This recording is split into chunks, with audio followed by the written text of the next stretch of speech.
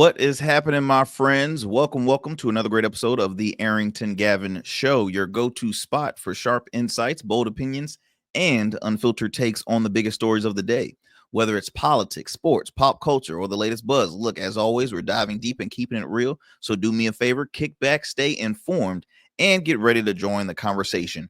On today's conversation, my friends, look, we have a part two session with the one and only Mr. Melik Abdul. He is a political commentator, GOP strategist, as well as radio host, writer. I mean, look, Renaissance man. As I mentioned, he has so many titles. But we had such a great conversation on the last episode. We were like, look, we're gonna have to we got to bring you back for a part two. And my man was so look, he brought up the schedule on site. He said, look here. Oh yeah, I'm free. I'm free to. I'm like, okay, that's what I'm talking about. So we made sure we were honored to have him back on. And again, just having a great conversation. As I love to advocate here on this program, look, everybody and all people are welcome from all sides of the aisle. I truly believe and I'm an advocate for just conversation. I think that's one thing that the world lacks is conversation. We tend to keep that divisiveness because, oh, you voted for who, or if it takes like one thing and it's like, oh, you disagree with me? Nah, I want to talk to you no more. I mean, come on. Like, we don't look, my wife and I don't agree on certain things. We still love each other, right? I have friends that we like opposing sports teams. We're still bros. So it's just like, why is it's such a huge deal when it comes to politics? All right. At the end of the day, I believe that we all want to see the same outcome. We just have a different route and different ways of getting there. So I truly again advocate for great conversation and having people having close contacts from all sides of the aisle and all different sides of with different perspectives and opinions and values and things in that nature. So yeah, very excited to have back on Melik Abdul. So stay with us as we bring him on shortly. But as always, I thank you all for taking the time out of your busy schedule to tune into yet another great episode. You can be doing so many other things with your precious time. The fact that you take 1 hour of your time to chop it up and tune into the Arrington Gavin Show, I truly appreciate it. As you know, we are continuing to grow each and every step. We're growing in subscribers, viewerships, listenerships. Look, we have so many platforms that have been reaching out to us just to try and help broaden our audience. So we're very fortunate for that because our message is getting across. And like I said, we are very grassroots, but we continue to stay consistent with our messaging. It's something that a lot of folks are interested in gravitating to. So I'm very fortunate. Couldn't do it without you all, the listeners or viewers out there. Let's see. Again, ways you can follow and support us by going to our on social media. You can follow us on at the Arrington Gavin Show on Instagram as well as X, formerly known as Twitter, Blue Sky, and check us out on Substack. We're working on a Patreon page where you can have some exclusive content on there. Multiple ways you can tune into the program. We drop new episodes Monday through Fridays, 5 days a week, at 7 p.m. on our YouTube channel at the Arrington Gavin Show, as well as on Rumble and wherever you get your podcasts. Again, new episodes drop 7 p.m. Eastern Standard Time. For our friends and fam out there in the Metro Atlanta area, look, you can tune into our show Monday through Fridays at 11 p.m. on our with our friends at WDJY 99.1 FM Straight Talk. So out there in the Metro Atlanta area, you can tune into our show weeknights at 11 p.m. Eastern Standard Time, and we thank them for their partnership out there. And so let's see, what else am I missing here? I think that is about it. But before I move forward, of course, we gotta pay some bills here. So let me go ahead and shout out some of our proud supporters, like our friends over at Priority Ford. That's right, looking for the best deals on Ford vehicles in Norfolk. At Priority Ford, they make your car buying experience smooth, easy, and exciting. From powerful trucks like the Ford F-150 to versatile SUVs like the Ford Explorer, they've got the perfect ride for your lifestyle. And with Priority for Life, you get complimentary oil changes, state inspections, and more for as long as you own your vehicle. Plus, they have financing options to fit every budget. So why wait? Go ahead and visit Priority Ford, located off of Military Highway in Norfolk, Virginia. So for all of our listeners and viewers out there in the Hampton Roads, Virginia area, go ahead and stop by Priority Ford. My good friend, Mr. James Church, him and his team out there will make sure you are leaving out with style, with a great vehicle. Or you can check them out online at priorityford.com. As you know, I am new to the American-made car industry. I've been a foreign car guy majority of my life. And so I was new to the American made, but I'm liking everything so far. And it's great service, great vehicle. And again, we want to continue to support our local businesses as well. And just again, great service when it's needed. So again, we want to thank Priority 4 for being a proud supporter of the Arrington Gavin Show. Your dream car is waiting. Priority 4, where you always come first. That's right, my friends, where they always come first. All right, so let me go ahead and I'm gonna bring in our quick fun fact, and then we're gonna head to a commercial break, and then after that, we're gonna bring on our good friend Mr. Melik Abdul, because he's waiting so kindly backstage. Let me go ahead real quick and bring on our fun fact of the day. A tradition we love to do here on the Arrington Gavin Show. Did you all know in this past Super Bowl, Travis Kelce of the Kansas City Chiefs, tight end, by the way, set a new record for the most total catches in Super Bowl history, surpassing the one and only Jerry Rice. That's right, Jerry Rice, the multi-time Super Bowl champ Jerry Rice, the one that's most likely in the top 2 or top 3 best wide receivers of all times. If you're curious to know what exactly was Travis Kelce's stats, his stats were 4 catches with 6 targets for 39 yards in total. A game that Travis Kelce does not want to remember, because they had a tough defeat. In my opinion, a straight up butt whooping, 40-22.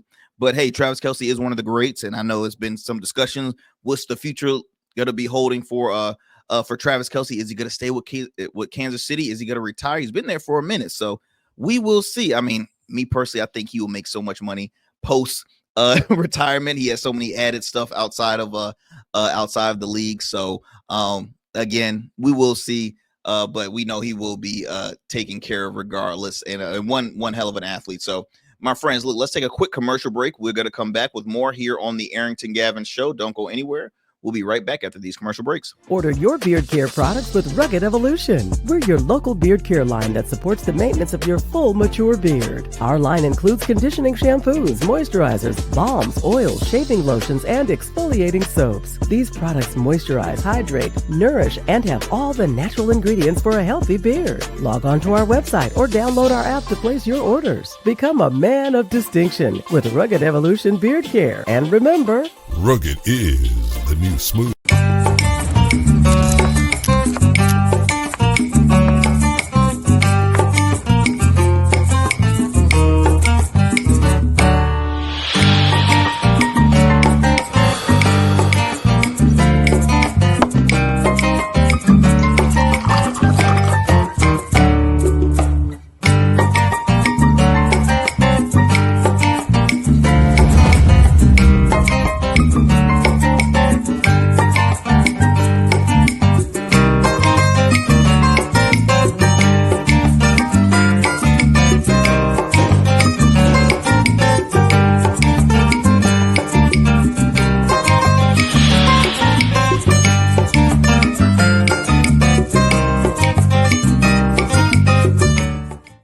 All right, family. Look, welcome back to the Arrington Gavin Show. I am your host, your friend Arrington Gavin. Again, be sure to follow me on Instagram at the Arrington Gavin Show, Blue Sky, X, Substack, and be sure to subscribe. Hit the like button, by the way. Hit the like button if you're watching us on YouTube right now. Subscribe, share with a friend. Rumble as well if you're watching us through Rumble, or give us 5 stars via podcast wherever you listen, wherever it's iHeartRadio, Odyssey, Apple, Stitcher, wherever you listen to us. Please continue to support the show.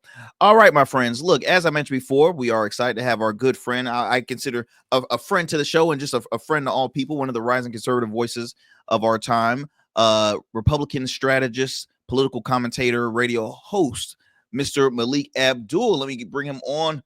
Melik, my friend, how you doing, sir?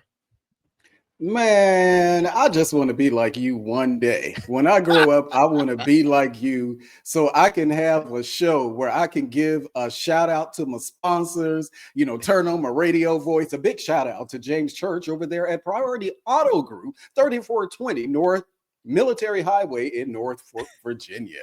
Like, I just like that is like so dope to me. Like, shout out to Priority Auto Group. man, look. I'm still learning. I'm learning from the pros like you, sir. You the pro. Y'all saw how he just triggered that radio voice, right? Just real quick. like he wasn't gonna say nothing, man. No, I truly appreciate it, my friend. Great to see you again. I feel like I feel like it was just yesterday we just spoke. It was just yesterday. It was just okay. So I'm not crazy. No, man, excited to have you back on. We were having such a great conversation the last time you were here, and wanted to continue on that conversation. I think we left off you bringing up a great point as far as we were discussing where will the MAGA movement go post Trump. And I know it's quite early, but hey, this will be his last term, and I do want to discuss that, but I kind of want to backtrack on talking about the struggles that occur with both parties that we're seeing. What are some of the failures that occur in both parties? I obviously shared some of my issues with the Democratic Party as far as their struggle with strategy wise. It was a struggle for them. I think now they're really not. They don't really focus on the messaging that is needed, because what the public will say one thing, it's like you don't really see that capitalizing within the Democratic Party. Now moving on to the Republican Party, and this kind of happens on both sides. Issues within the party, right? You have the MAGA against the established or the traditional conservatives. Likewise, on the left, you have the progressives versus the moderate and centrists. So it's like, what is going on when it comes to these political parties and the issues that occur in both? Please shoot whichever one you would like to start first. Yeah, so I'll go with the Democratic Party first. And I think, and we talked about it a bit on yesterday, but Democrats were so focused on making sure that everybody hated Donald Trump, and regurgitating a lot of things that they had been saying since 2016. And whether or not you like Donald Trump, you at least remember what life was like under his presidency. And for some people, it will be that he was terrible. He was a nasty person. He wasn't presidential. For some other people will be, well, you know what? It wasn't that bad. I just didn't like what comes out of his mouth. For a lot of people that I know, it's the latter. That the problem that they have with Donald Trump is not so much as Donald Trump's policies, because they're traditional Republican policies. It is how he comports himself, and that Donald Trump will make himself unlikable. He did that in 2020, which is what I'll argue is why he lost in 2020 during COVID, because instead of, using those sometimes hour and a half, almost 2 hour long press conferences that he had during the time, instead of informing the public or comforting the public or giving the public reassurance that his administration had a handle on what was happening, he was arguing with Jim Acosta, April Ryan, and all of these different, and people did not see that as a strong sign of leadership. Similar thing happened though with Joe Biden. People were not in love with Joe Biden in 2020. There is more of a Kamala voter than there is a Biden voter. And because people weren't in love with him, that vote was not a certain thing. And as you begin to see a more diminished, you fall one time. Now it's one time, and even with the falling, it's something when you fall up the stairs. Like that first time Biden fell, he fell up the stairs. When you start doing that type of stuff, tripping on stage, but also it was ultimately the June debate between Donald Trump and Joe Biden. And that was a result. And you mentioned it on yesterday, and I think you may have kind of got into it on yesterday. Democrats decided, with Joe Biden's help, they said that, you know what? We're going to change the primary calendar. When the Democratic Party decided to change the primary calendar and bypass Iowa and New Hampshire to start in South Carolina, the only reason, now they said it was because South Carolina was a more diverse electorate and it was more representative of, the country. But at the end of the day, it is a red state that any Republican would absolutely win.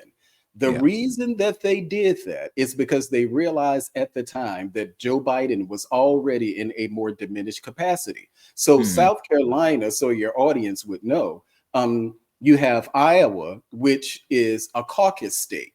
New Hampshire is a proportional state, meaning that depending on how many people are on the ballot, they all get a portion of the vote. South Carolina was the first winner takes all state, meaning the person that won South Carolina, it wins all of the votes. Well, the only way that you win that state is if you have the infrastructure. Well, who would have the infrastructure? A sitting president of the United States. And so in a lot of ways, it shut out, and this isn't just something that happened this election cycle, particularly with Democrats. It happens in every election cycle, but the result of that is that you shut out any other candidates who are not well funded. Who's going to go up against a sitting president of the United States?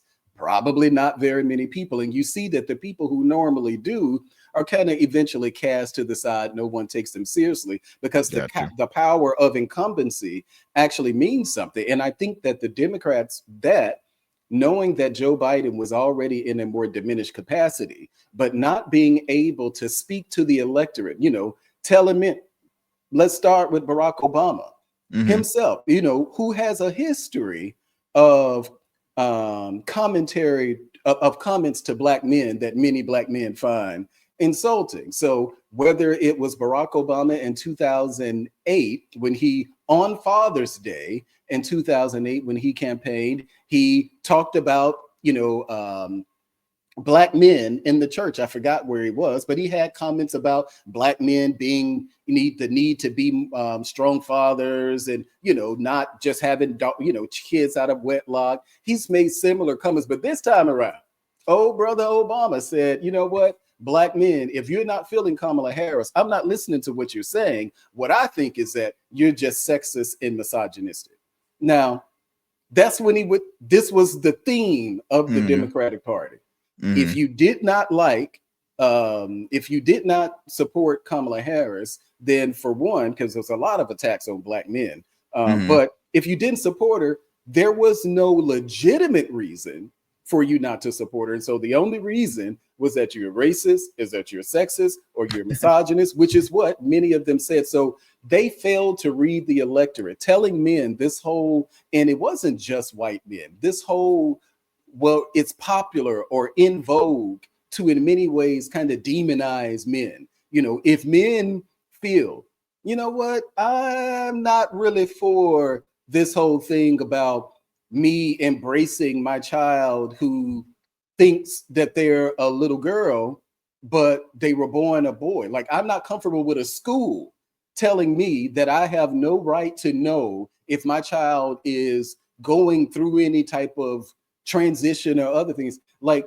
there are parents who say, I don't know if I really want my fourth grader. Well, and that's when it gets to, and I didn't mean to cut you off, Malik, but that's when it gets to the the messaging aspect. Now, as far as for Obama, I know he did receive a lot of heat, but obviously it really didn't affect the outcome as far as for the Black male vote, right? Like, the majority still lean towards, lean towards the left. But it was looked upon as like, wow, what are you trying to say? Because, and I will say this, I did not care for the comments, but I wasn't fully against. Like, I feel like that was a kick in the face. I think at this level, it was the narrative going around criticizing the lack of, I don't know, either not just confidence, but the reasons why she was unqualified for the position. Like, honestly, on paper, she was qualified to run for office. I mean, that's how I'll put it. Now, regardless of, you can't forget, as far as when she did run, she did not make it farther than Iowa, or even made it to Iowa. That she didn't even make it to Iowa. She didn't even make it to Iowa contest. She was out before a single race began. And that's the thing, I think. But you look at the opponent wise, right now, yes, her opponent was a former sitting president. America voted for him in office, but you go based on qualifications. It's like, okay, it wouldn't really hesitate, it wouldn't really hurt. But I go back to messaging and listening. I go back to James Carville, one of the most legendary Democratic strategists of our time. I mean, really, for a long time, right? And he's always going to keep it 100. He said, still have some small form of a primary. There was, and I think you hit on it a little earlier. There were people that was coming forth to run, but it's hard to beat somebody that's already an incumbent because they already have kind of like that power where it's like, well, he's the incumbent. Let's go ahead and push towards him. But prior to that, before that, you saw the debate. You saw, I mean, not just really coherent issues when it comes to him falling. I mean, we see how many people we see currently in office falling. But again, after that debate, that should have been, I don't know. And that's why it alarms me where you hear stories of, I'll just say, the Democratic elites like a Nancy Pelosi and the Bidens really not being on good terms right now because she went with, okay, if we trying to win, we gonna have to pick somebody. I mean, that's the frustration, I think, where you're putting the people, I mean, you're putting the politics over the people. You're putting your position over the majority.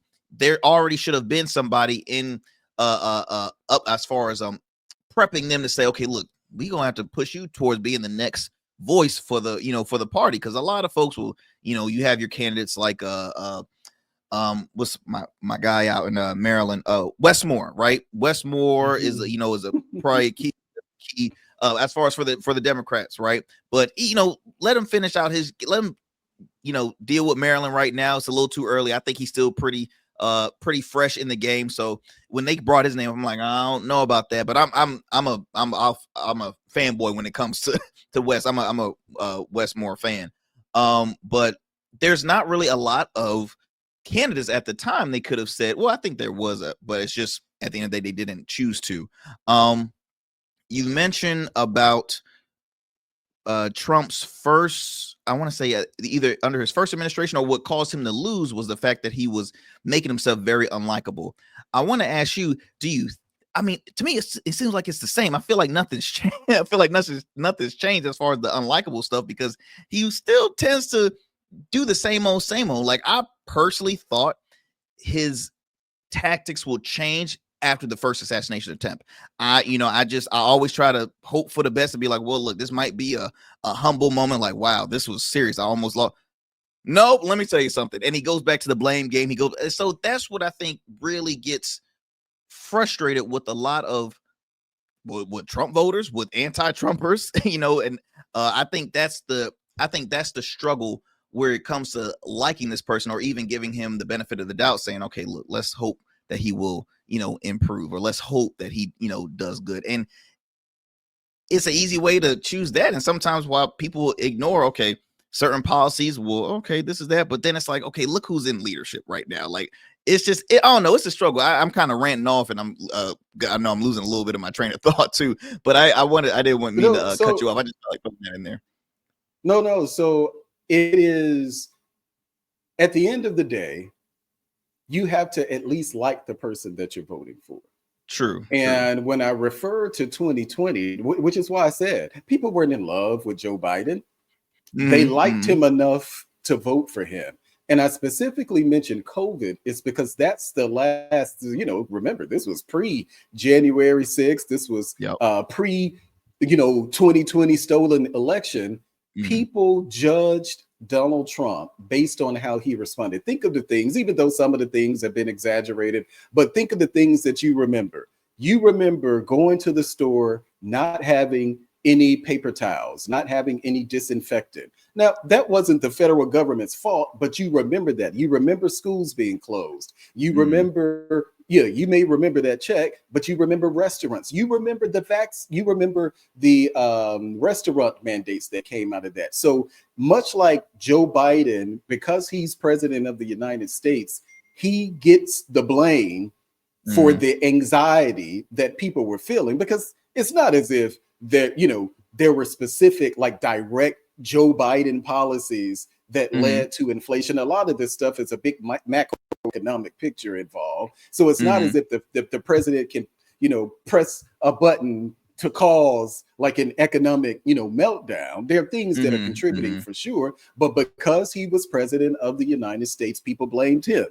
If the eggs had gone up sooner before he left up out of office, people would be blaming him. And so I think that people went into the polls blaming Donald Trump for a lot of the anxiety that they were feeling in 2020, whether it was over the administration's response to COVID or in the height of the Black Lives Matter protests. Like, keep in mind, also, all of this was going on. And Donald Trump, his personality has not changed. That man is what? 67, 76, 78, 78, 79. I think he's the oldest elected, I think, if I'm not mistaken. He's granddaddy age. And grandparents typically don't change, they become more irascible and things like that, but they typically don't change. So Donald Trump's personality is not going to change. And I didn't expect a nicer Donald Trump this time around. What has disappointed me so far is really Elon Musk's involvement. There have been people around Donald Trump that I just did not like. Well, I won't say there have been people around Donald Trump that I didn't that was questionable. like. I'm glad you brought that up, because I was just about to kind of bring that up. Yeah, there have been people that I didn't necessarily like or dislike. It's like whatever. Like, people, I never felt that way about like a Stephen. I can't think of it's what Steve Bannon, but the other Stephen Miller. I think, he's not. He's not one of my guys, but I didn't necessarily dislike him being in the around Trump or being in the Trump administration. Elon Musk, I particularly dislike him in his role in the Trump administration. A billionaire getting this much access to a president of the United States, and where they're doing things where in many ways just run roughshod. Donald Trump is an unorthodox president. He was going to conduct himself in an unorthodox way. Like, that type of stuff is already built into the cake. But the way that they're running roughshod over norms in Elon Musk, I think I probably would feel better about it if JD Vance was the man behind all of this. Because it makes more sense. Yeah, it makes more sense. Elon Musk was not elected, and he had, for an unelected billionaire to have this much. I'm not comfortable with an unelected billionaire having this much access to power. But at the end of the day, Donald Trump is the one who's giving it to him. I don't trust Elon Musk. Elon Musk in 2003 was saying that it was time for Donald to sell on into the sunset. Elon Musk at the beginning of last year was supporting Ron DeSantis. Elon Musk was the platform. X was the platform where Ron DeSantis launched his which it was an awful launch, by the way, because it was much maligned launch. Elon Musk was supporting him at this time. Elon Musk didn't start supporting Donald Trump until the day of Donald Trump's first assassination attempt. That's when he started. So this is after people like us, I would say me, you, and MAGA, I'll say MAGA, that we've done all the work. We've taken all the hits and the arrows. We got Donald Trump through a primary. Elon Musk came after Donald Trump had already won the primary. So for me, I don't care. I could care less about Elon Musk, him working with Trump. I think that Elon Musk is as replaceable as Vivek Ramaswamy, who co-founded Doge, that we don't even talk about. He is as dispensable as Vivek Ramaswamy, because you can actually get a better person. And I think that Donald Trump would have been better served, but I think he wanted to just burn it all down, and he figured Elon was the person to do it. But you actually get. You really think he could be replaceable though? Because I mean, that's a again, billionaire. He is most likely one of the most intelligent figures of our era right now. I mean, the man is potentially on the cusp of becoming like the first trillionaire. I remember there was a story, that a couple articles that went out about that. So you really think he'll be replaceable? Because in my mind, that's President Trump's bread and butter, because President Trump is about that almighty dollar and that power. Just that image alone, to me, is what's already gravitating for the president. And why, like, when have you ever seen an individual take rank in the Oval Office while he's just sitting down?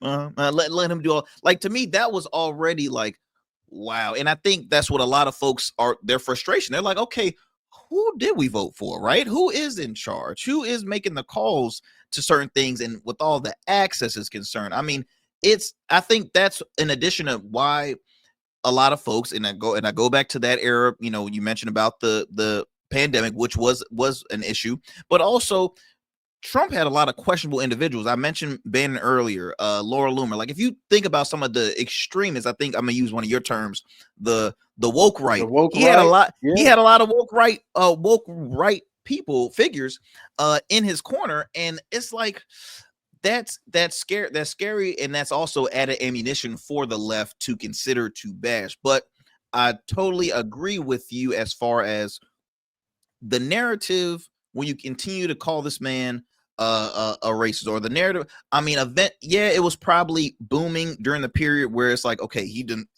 had finished out his first term. Okay, let's go ahead and put Biden in, because I've always considered Biden like the almighty replacement. They just wanted to hurry up and get Trump out. They said, oh, we can't. So that's all I've always considered for Biden. But I think now that you're familiar with it, it gets a little old for most voters. That's like, okay, I'm tired of all this and that. Just go on with the name calling, because at the end of the day, Trump has a base. I remember, I'll never forget it. And I think the first debate between him and President Biden, when Biden truly, that said a lot. The next day, Trump had a rally in my home city out in Chesapeake. That was probably like 10 minutes away from where my folks live. 12 or 14,000 people came in attendance there. Why? Because obviously he came as victorious after the first debate, and it's like, hey, look, I got this in the bag. So he still has a support system. Now, I'm not criticizing a lot of those supporters out there, because I think in that neck of the woods, it was folks that are more fandemonium based on the personality than the actual. You probably have folks that were into the policies, but you had a lot of folks that I think was just the fact that, oh, it's Trump, it's just that. So that's just in my opinion. But I didn't mean to cut you off, boss man. No, I mean, well, yeah, I mean that is, people gravitate towards personalities. Barack Obama could fill in you didn't even have to be a Democrat. Barack Obama could fill a stadium. Very that true. is not every politician is capable of doing that without an assist. Barack Obama could do it by himself. Donald Trump could do it by himself. You didn't need, to play around with the camera angles and all of this type of stuff, because they demand crowds. I think that there are people who,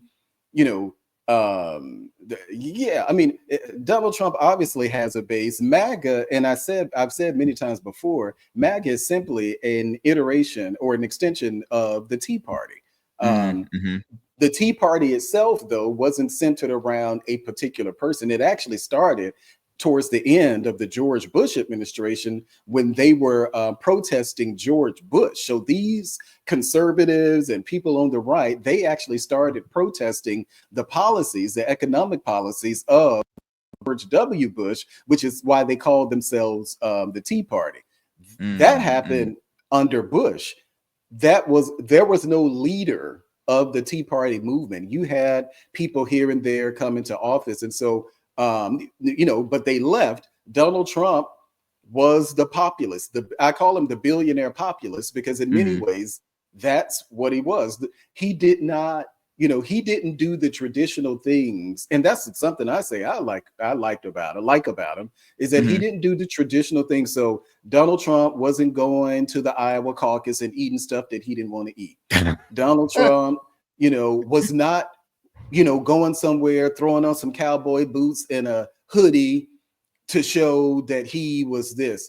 Donald Trump flew around in a plane with his name on it. He didn't hide behind the wealth. He didn't, there are people who get skittish. Well, I don't want to appear too rich, because they may interpret that as me not being. He's not your everyday man. But for now, the second time, he appealed to a majority of Americans. And so I think that he is a uniquely, he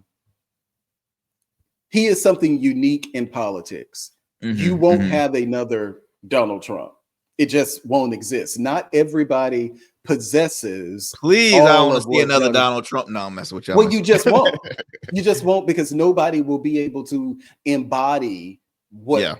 that is. Only one. There is only one star, and one person will be able to embody that. Many people will try, but Mhm. they will not be Donald Trump. And that is the same thing, a similar thing that happened in the Democratic Party with Barack Obama. Everybody wanted to be Barack Obama light, but there was only one Barack Obama. Everybody wanted to bring Barack Obama in to campaign for them. They didn't always win races. Barack Obama is the one who always won races. Barack Obama is the one who gets all. I don't know if you remember, it was during the Biden administration, the clip that definitely we on the right shared of Barack Obama. I think it was the first time he had gone to the White House, and there were people clamoring inside the White House to talk to him while Joe Biden was trying to touch him on the shoulder, and he was basically kind of ignoring them because he was talking to other people. But Barack Obama demands that type of energy, and not all politicians do. So I don't think we're not going to have another Donald Trump. You're going to have people who are going to try to appeal to the more populist wing. I think that the America First movement, that is a thing. You've seen Democrats around the country talk about America First, whether it's building products here at home, things around immigration, foreign intervention in wars.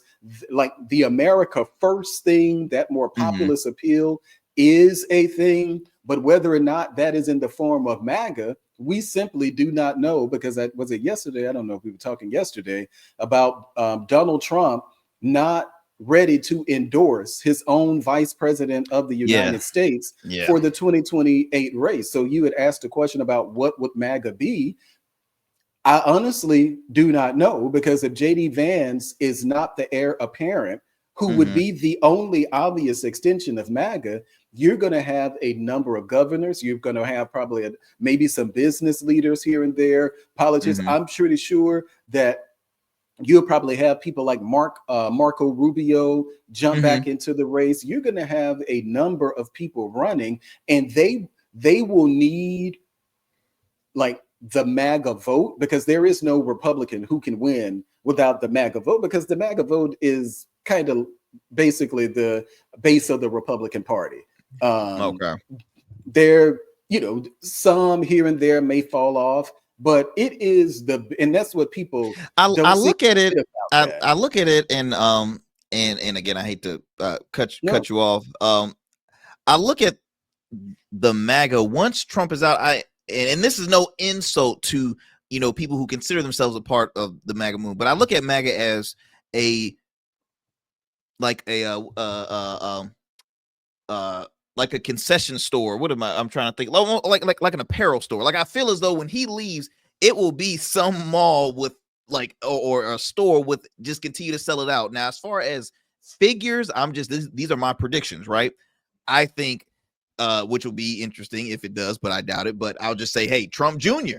is very close knit with his father. He's very vocal. I'm like, it wouldn't surprise me if he tries to want to make attempt in the political field.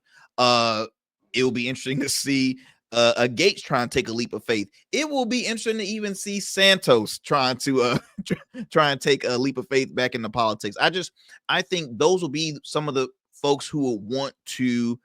I don't know if Marjorie Taylor Greene will make a bid for presidency. I don't think the world will be ready for that. I know. I'll tell you this. If Donald Trump, if JD Vance is not the nominee, and if Donald Trump does, because the only way he becomes the nominee is if Donald Trump actually endorses him. If he is not the nominee in 2028, which is again why I said the extension of Trump and MAGA, then there would be no incentive for any other candidate who will run. We'll probably have at least 8. Number of them will be governors.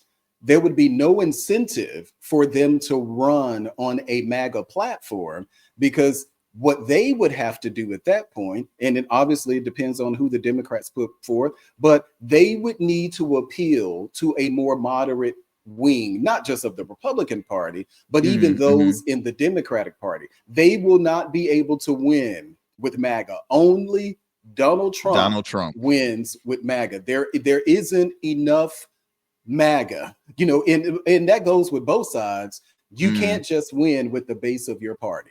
So you can have somebody trying to be Trump number 2. The only person who can be that is JD Vance, and he would have the advantage of being the vice president of the United States. So that kind of comes with its own authority. But if Donald Trump doesn't do that, then it's going to be lights out. Like MAGA would turn into something else because it is identified with Donald Trump. What the next iteration would be, I don't know. And you're going to find a lot of people removing themselves from politics, just like it did after the 8 years of Barack Obama, where the Obama Democrats, because they were in love with Obama. They weren't in love with the Democratic Party. Similar thing is going to happen here. These people are in love with Donald Trump, and people are going to go back to their own spaces. They're not going to go out, because at the end of the day, if you're not advocating for the Republican Party, then what are you doing? There are a lot of people on the right, and you'll note when you hear them, they are very critical of the Republican Party. They just happen to like Donald Trump in that space. And so if Donald Trump leaves, then they don't have any incentive to help. And if their person doesn't win the primary, they won't have any incentive to, fall in line behind just any random Republican. There's going to be some work to do for the nominee if that person is not JD Vance. Interesting. Melik, I want to ask a quick question before we hit to a commercial break, and then I want to have some fun with you, and let's talk a little sports. What will be your grade for this new administration as of right now? I know it hasn't been a full 100 days yet, but what grade would you give so far? And if you have a comment you would like to, or an explanation after, given that grade, please do share. So I'm a cheat. I have 2 grades. Okay. When it comes to Donald Trump doing the things that he said he was going to do, like that he actually campaigned on, and how people have responded to that, just at least according to the polls, I'll give him a B-. When it comes to how he has gone about these changes, I'm going to give him a C. The whole demonization of federal government workers, as I continue to say, as if they don't pay taxes, as if they're not voters. These are the same people. Whenever a shutdown, and we're going to be getting to that point soon with another budget battle, everybody is so quick to say, shut the government down. We don't care if they get paid, not realizing that the people that you are demeaning are a college student who was finally able to get a job with the Department of Agriculture in rural Mississippi, was finally able to get a job because there are not a lot of options, in his rural part of the country, to then have a job, finally get a job with benefits, be able to provide for their families. And then all of a sudden you're just without a job. And that's why I say, when I give him a C in how he's gone about carrying this stuff out, the whole anti-DEI crusade, like it is, it's not given a whole lot of, I care about, everybody in the country. We're going to demonize certain groups. So on that part, that's why I say I don't like any of that, and why I give him a C. But if you look at the polls, majority of the people support what he's doing around a number of these things, where I even thought that there would be some slippage. So I think that people are saying he's doing the stuff that I want him to do, but all of this other stuff. And that's why I say that if that Elon Musk may be the political death of Donald Trump, because he's making his life much more complicated than it needs to be. But Donald Trump is the one that is giving him the access. Yeah, no, I definitely love that insight. As far as for the DEI, I've spoken a lot on this program, my frustration with it, because they think of DEI as strictly benefiting Black people. DEI benefits a lot of folks. When it comes to diversity, it's not just based on complexion, it's based on skill set. I look at it as all about providing equal opportunity, and just leave it at that. A lot of folks will say, well, it was time to hire folks on merit and not on what their skin, and it's such a it's misinformation. It's not what it's about. And I think that is one of my biggest pet peeves with it, because you discuss a lot about this, but I don't know. It's just I think that's when I always criticize the gentleman in charge and the Republican Party as far as not speaking out and saying, well, let's miss your the way you're explaining this is kind of all around the place. I mean, Pete Hegseth speaks on it I think a few times during some of his speeches, and so it's well, they become obsessed with it. I mean, it's like it's in his everyday discussion. So instead of talking about the economic policies, talking about those no tax on tips and all of these other things again that he talked about during the campaign, they are consumed talking every day. It's a story about how we cut DEI from this or that. You're not talking about the economy. You are literally spending all of your time talking about DEI. And you're right, for them, it only means, and they don't just mean being Black. It means being Black and unqualified. That they link the two together. And that's one thing, brother. Well, I respect you because you've mentioned that on a large platform, and as a person of of the right, like I said, I reposted it because I'm like, hey, I give credit where credit is due, and I was like, I appreciate you for sharing that, because again, that's criticism that the right, and really in all sides, right, they need to continue to listen up on what their insights are telling them. Like, hold up, what's up with this? So I truly appreciate that. Look, my friend, we're gonna head to a quick commercial break. When we come back, we're gonna have some fun, talk a little bit about sports. So look, my friends, do not go anywhere. You are tuning into the Arrington Gavin Show. I'm your guy, Arrington Gavin, joining with political commentator, Republican strategist, and radio host, Mr. Melik Abdul. Look, we'll be right back after this commercial break.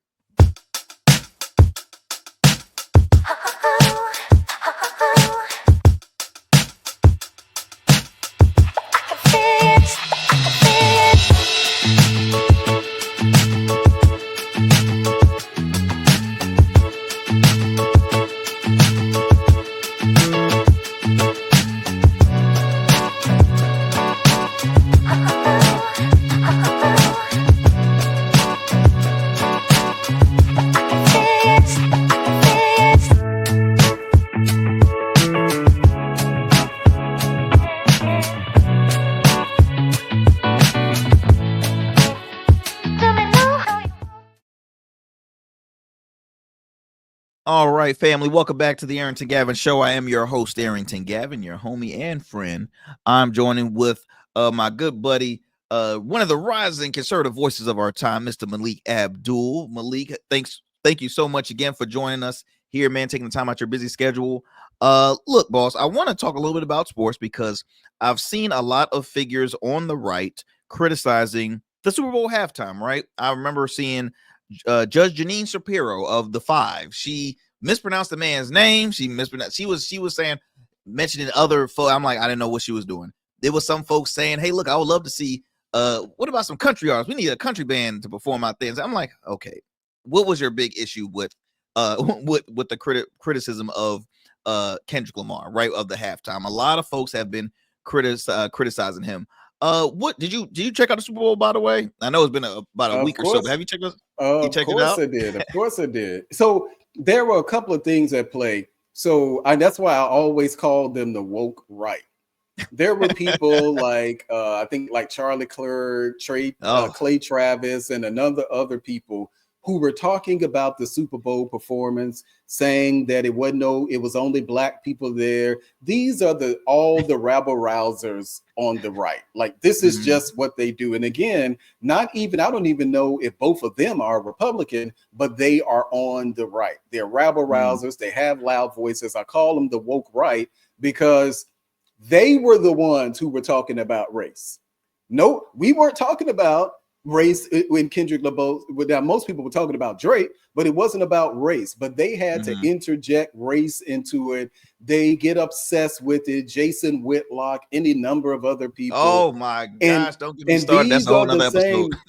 And bruh, these are the same people who I remember Beyonce's Super Bowl performance. They don't like Beyonce's Super Bowl performance. They said that Beyonce's Super Bowl performance was too militant because remember, she channeled the whole Michael Jackson Black Panther look and all of that. And this is around the time that police officers were saying that they were refusing to work at her venues because this was during her formation tour. So these are the same people who had a problem with like not just said, I, think he has the right to do it, but I disagree with what Colin Kaepernick is doing. No, these are the people who were spinning out of control. They're the same. As far as Kendrick Lamar, though, and I know that it may not be a popular opinion, but all right, now, Melik. All right, now what you gonna say, Melik?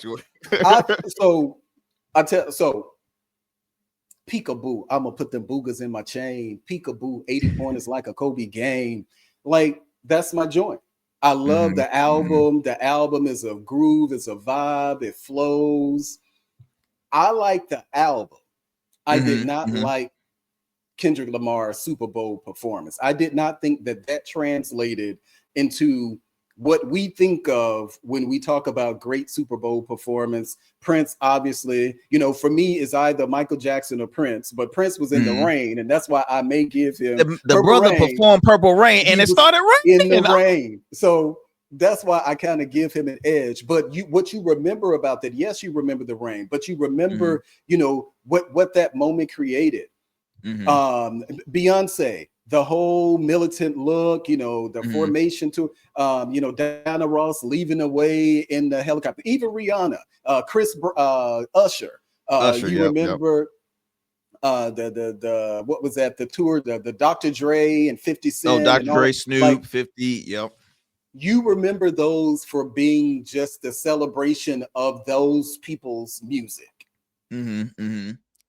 From now into eternity, when we talk about Kendrick Lamar's performance, it is inevitable that you will also have to mention Drake, the person that he dissed. So much of it was centered around, and he even queued it up. Am I gonna say it? And then the only thing we remember, which was the trending, Kendrick Lamar looking straight into the camera, calling out Drake. That was the moment that we wanted. But that's not what the Super Bowl is. That's what a concert is. That's what a block party is. That's even what an album is. But the Super Bowl is a celebration of your body of work. All of those other performers, U2, Katy Perry, Lady Gaga, whichever one of them, it was about their performance. And although there were some visual aspects of the performance that I like the PlayStation controller and all of that stuff, the red and white flag, American flag, I thought all of those things were great, but you had to, and I reject the notion that, well, I don't understand him. Well, we don't understand you two either. We don't understand what a lot of these hey, Paul McCartney be singing, I'll be like, I don't know what Paul's saying, I'm sorry. So I reject the notion that because people didn't understand what he was saying, that somehow it was terrible. No, it's not that. It's that you had to jump through too many hoops to understand what it was too much. You had to jump too many hoops to get the meaning. And so you had people who were telling you how great it was by pointing out these various things that in a Super Bowl performance should just be obvious. So if you have to tell people that it was great, then maybe it wasn't just so great. So for me, I give the GNX, that is my joint. I give it an A. Love, Man in the Garden, all of these different. GNX is great, but that was not a memorable, or even I would rate Super Bowl performance a C. You have Prince. That's an A. Okay, that's just gonna be an A. I would say somebody like a Bruno Mars. Usher, even I would rate that a B. I don't even think Kendrick Lamar was on that. That's why I put him at a C when it comes to Super Bowl performances. Okay. I could not disagree with you even more on that one. that was it. It's in my top 3. I hear what you're saying as far as everybody will know it as the diss track, but I look at it as okay, let's be on brand here. One of the main reasons why Kendrick was brought into the Super Bowl is because he had one of the most selling records of the year, and that record was Not Like Us. And so it would be crazy not to perform when the public loves it. Yes, it has the meaning in that song is a diss track. So each song had a different meaning, right? So I look at it as like it was very on brand. He couldn't avoid it if he had to. Now there was a lot of folks in the public. And I'm trying to say this quickly because I have about a little less than 5 minutes. A lot of folks in the public, like I know Charlamagne the God of the Breakfast Club, I believe Too Short had said, don't play it. I hope that he doesn't play it. But then other people saying, I hope he does play it. So obviously there's people that are obviously pro Kendrick fans. There's people that are anti Drake fans. So obviously they're going to have their opinion on it. But at first I was thinking they said they didn't want him to play it because of the lawsuit, right? If he plays it, they're gonna get sued. I know Nick Cannon spoke about it publicly about if he plays it, hey, they're gonna have to pay some hefty money to Drake. But when you brought up as far as the meaning, it's like, you make a good point there. So I understand where you're coming from. I just think that that's on brand. I think if it occurs in a concert, if it occurs anywhere else, bring that concert to the stage at the Super Bowl. I think it was very on brand. I think it was one of the most memorable halftimes. And then for, this is not towards you, but for the haters, the man won a Nobel Peace Prize. All right. The man is a very, very, he's special to not just the world of hip hop, but to music. I mean, a lot of his music incorporates jazz instruments. I mean, I consider him like I love rappers like a Common, Mos Def, White Clef. Like I'm in that vibe scene. So Kendrick has always been one of my top tier favorites. So I'll say he's in my top 3. I agree with you though. Prince is number 1. It's just at the end of the day, it started raining when he sung Purple Rain. Top 3? Like Lord, Kendrick Prince is number 1. Your top 3? Absolutely. I'm saying Kendrick is Oh, absolutely. Look, when keep on looking.